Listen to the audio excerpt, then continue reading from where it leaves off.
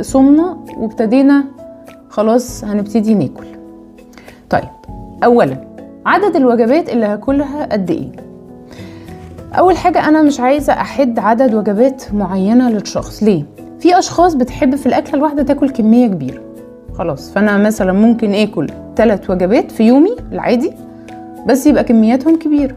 وفي ناس مش بتحب كده، في ناس ظروفها مش سامحة فهم بياكلوا وجبتين بس كبار اكتر شوية.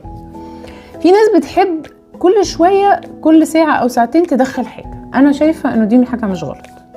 ليه؟ خلاص هي طبيعة جسمه كده او هو متعود على كده. مش لازم عشان اعمل دايت اغلس على الناس واقول لهم هم وجبتين بس وكفاية، لا مش لازم.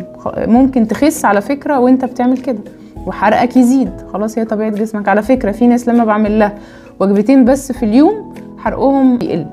عندي حد كان هو بياكل وجبة واحدة بس في اليوم وكان بينزل عليها،